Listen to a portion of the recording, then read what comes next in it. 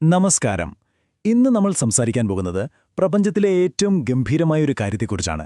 ഒരു നക്ഷത്രം എങ്ങനെയാണ് മരിക്കുന്നത്, അതിന്റെ അവസാന നാളുകൾ എങ്ങനെയായിരിക്കും? നമുക്ക് നേരെ കാര്യത്തിലേക്ക് കടക്കാമല്ലേ? നമ്മൾ രാത്രി ആകാശത്തേക്ക് നോക്കുമ്പോൾ കാണുന്ന ആ മിന്നിത്തിളങ്ങുന്ന ഓരോ പൊട്ടുകളും, അതായത് ഓരോ നക്ഷത്രത്തിനും ഒരു കഥയുണ്ട്. ഒരു തുടക്കവും പിന്നെ ഒരു അവസാനവും. പക്ഷേ ആ അവസാനം എങ്ങനെയായിരിക്കും? എല്ലാ നക്ഷത്രങ്ങളും ഒരേപോലെയാണോ ഇല്ലാതാവുന്നത്? ഈ ചോദ്യങ്ങൾക്കുള്ള ഉത്തരമാണ് നമ്മൾ ഇന്ന് കണ്ടെത്താൻ പോകുന്നത്. ഒരു നക്ഷത്രം മരിക്കുന്നത് അത്ര സിമ്പിളായൊരു കാര്യമല്ല. അതൊരു ശാന്തമായ മരണവുമല്ല. സത്യം പറഞ്ഞാൽ അതൊരു ഗംഭീര യുദ്ധത്തിന്റെ അവസാനമാണ്. പ്രപഞ്ചത്തിലെ തന്നെ ഏറ്റവും വലിയ രണ്ട് ശക്തികൾ തമ്മിലുള്ള ഒരു ജീവൻമരണ പോരാട്ടം. ഈ പോരാട്ടത്തിൽ രണ്ടുപേരാണുള്ളത്. ഒന്നാമൻ ഗുരുത്വാകർഷണം, അതായത് ഗ്രാവിറ്റി. നക്ഷത്രത്തെ അതിന്റെ ഭാരം കൊണ്ട് തന്നെ ഞെക്കിപ്പൊടിച്ച് ഇല്ലാതാക്കാൻ നോക്കുന്ന ഭീകരൻ. മറുവശത്തോ അതിനെതിരെ നിൽക്കുന്ന ഒരു സൂപ്പർ ഹീറോ, ഒരു ക്വാണ്ടം പ്രതിരോധം. ഈ രണ്ടുപേരിൽ ആര് ജയിക്കുന്നുവോ അതായിരിക്കും ആ നക്ഷത്രത്തിന്റെ ഭാവി. അപ്പോ എന്താണ് ഈ ക്വാണ്ടം പ്രതിരോധം? അതിനൊരു പേരുണ്ട്, പോളി പ്രിൻസിപ്പിൾ. സംഭവം വളരെ സിമ്പിളാണ്. ഒന്നാലോചിച്ച് നോക്കൂ. ഒരേപോലത്തെ രണ്ട് സാധനങ്ങൾക്ക് ഒരേ സമയം ഒരേ സ്ഥലത്തിരിക്കാൻ പറ്റുമോ? ഇല്ലല്ലോ. അതുപോലെ ഇലക്ട്രോൺ പോലുള്ള കണികകളെ ഒരിടത്ത് ഞെക്കിയൊതുക്കാൻ ശ്രമിക്കുമ്പോൾ അവ പരസ്പരം പുറത്തേക്ക് തള്ളും. എനിക്ക് സ്ഥലമില്ല, മാറി നിൽക്ക് എന്ന് പറയുന്നതുപോലെ. ഈ തള്ളലാണ് ഗ്രാവിറ്റിക്കെതിരെയുള്ള നക്ഷത്രത്തിന്റെ ഏറ്റവും വലിയ ആയുധം. അപ്പോ ഈ യുദ്ധത്തിൽ ആര് ജയിക്കും? ഗ്രാവിറ്റിയോ അതോ നമ്മുടെ ക്വാണ്ടം ഹീറോയോ? അതിന്റെ ഉത്തരം ഒരൊറ്റ കാര്യത്തിലേയുള്ളൂ: നക്ഷത്രത്തിന്റെ മാസ്, അതായത് അത് ജനിച്ചപ്പോൾ അതിന് എത്രത്തോളം ഭാരമുണ്ടായിരുന്നു എന്നതിൽ മാത്രം. ശരി, അപ്പോൾ നമുക്ക് ആദ്യത്തെ സാധ്യത എന്താണെന്ന് നോക്കാം. ഇതാണ് ഏറ്റവും സാധാരണയായി സംഭവിക്കുന്നത്. സത്യം പറഞ്ഞാൽ നമ്മുടെ സൂര്യന്റെയും ഭാവി ഇത് തന്നെയാണ്. നമ്മുടെ സൂര്യനെ പോലെയുള്ള അത്ര വലുപ്പമില്ലാത്ത നക്ഷത്രങ്ങളുടെ കാര്യത്തിൽ ഇലക്ട്രോണുകൾ ഉണ്ടാക്കുന്ന ആ തള്ളലുണ്ടല്ലോ, അത് ഗ്രാവിറ്റിയേക്കാൾ ശക്തമായിരിക്കും. അതുകൊണ്ട് ഗ്രാവിറ്റിക്ക് നക്ഷത്രത്തെ പൂർണ്ണമായി തകർക്കാൻ പറ്റില്ല. അവിടെ ആ പോരാട്ടത്തിൽ ഗ്രാവിറ്റി തോറ്റുപോകുന്നു. ഗ്രാവിറ്റി തോൽക്കുമ്പോൾ നക്ഷത്രത്തിന്റെ ബാക്കി വരുന്ന ഭാഗമാണ് വെള്ളക്കുല്ലൻ അഥവാ വൈറ്റ് ഡ്വാർഫ്. അതിന്റെ സാന്ദ്രതയെക്കുറിച്ച് ശരിക്കും പറഞ്ഞാൽ നമുക്ക് ചിന്തിക്കാൻ പോലും പറ്റില്ല. ഒന്നാലോചിച്ചു നോക്കൂ. ഒരു ക്യൂബിക് മീറ്റർ സ്ഥലത്ത്, അതായത് ഒരു ചെറിയ വാട്ടർ ടാങ്കിന്റെ അത്രയും സ്ഥലത്ത്, 1 ബില്യൺ കിലോഗ്രാം ഭാരം. ഇത് കുറച്ചുകൂടി എളുപ്പത്തിൽ മനസ്സിലാക്കാൻ, ആ വെള്ളക്കുള്ളനിൽ നിന്ന് നമ്മളൊരു സ്പൂൺ കോരിയെടുത്താൽ ആ ഒരു സ്പൂൺ സാധനത്തിന് ഇവിടെ ഒരു ആനയുടെ ഭാരമുണ്ടാവും. അവിശ്വസനീയമാണല്ലേ?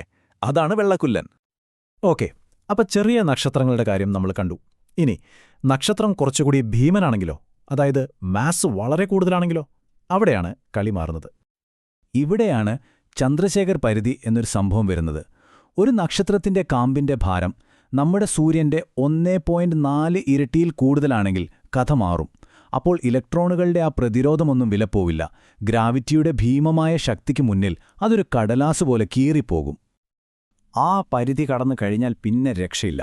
നക്ഷത്രം അതിഭീകരമായ വേഗതയിൽ ഉള്ളിലേക്ക് തകരാൻ തുടങ്ങും. ഇലക്ട്രോണുകൾ പ്രോട്ടോണുകളുമായി കൂട്ടിയിടിച്ച് ഒന്നായി ചേർന്ന് ന്യൂട്രോണുകളായി മാറും. ഈ മഹാതകർച്ചയുടെ അവസാനം ജനിക്കുന്നതാണ് ന്യൂട്രോൺ നക്ഷത്രം, പ്രപഞ്ചത്തിലെ തന്നെ ഏറ്റവും വിചിത്രമായ വസ്തുക്കളിലൊന്ന്. പക്ഷേ കഥ ഇവിടെ തീരുന്നില്ല. ഗ്രാവിറ്റിക്കെതിരെ ഇപ്പോൾ പുതിയൊരു പോരാളി വന്നിരിക്കുകയാണ്. ഇത്തവണ ന്യൂട്രോണുകളാണ് പ്രതിരോധം തീർക്കുന്നത്. ഈ ന്യൂട്രോൺ പ്രതിരോധം ഇലക്ട്രോണുകളുടേതിനേക്കാൾ ഒരുപാട് മടങ്ങ് ശക്തമാണ്. അതുകൊണ്ട് ആ ഭീകരമായ തകർച്ച അവിടെ നിൽക്കും. ന്യൂട്രോൺ നക്ഷത്രം സ്റ്റേബിളാവും.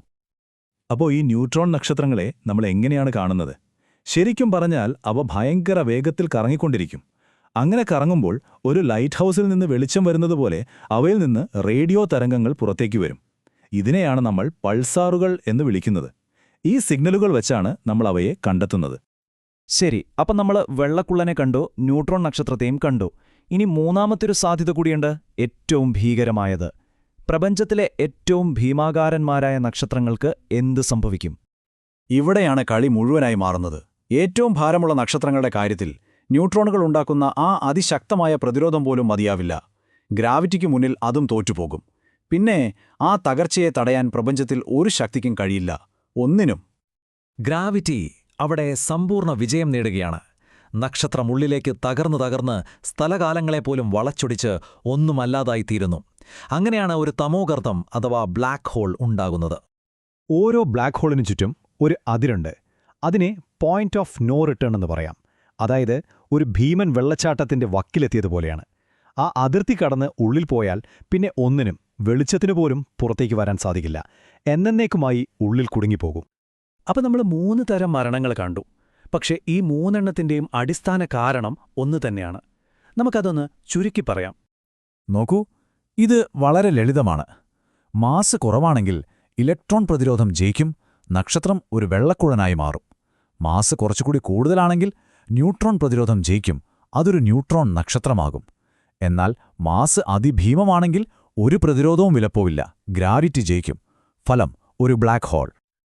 അപ്പോ ചുരുക്കി പറഞ്ഞാൽ ഒരു നക്ഷത്രം എങ്ങനെ മരിക്കുമെന്ന് അതിന്റെ ജനന സമയത്ത് തന്നെ തീരുമാനിക്കപ്പെട്ടുകഴിഞ്ഞു. അതിന്റെ തലവിധി എഴുതുന്നത് അതിന്റെ ജനന സമയത്തുള്ള ഭാരം, അതായത് മാസ്സാണ്. ഇതാലോചിക്കുമ്പോൾ ഒരു കൗതുകം തോന്നുന്നില്ലേ? പ്രപഞ്ചത്തിലെ ഭീമാകാരമായ നക്ഷത്രങ്ങളുടെ വിധി നിർണ്ണയിക്കുന്നത് അതിന്റെ മാസ് എന്ന ഒരൊറ്റ കാര്യമാണെങ്കിൽ നമ്മുടെയൊക്കെ ജീവിതത്തെ, നമ്മുടെ വിധിയെ നിർണ്ണയിക്കുന്ന അത്തരം കാണാൻ കഴിയാത്ത ഘടകങ്ങൾ എന്തൊക്കെയായിരിക്കും?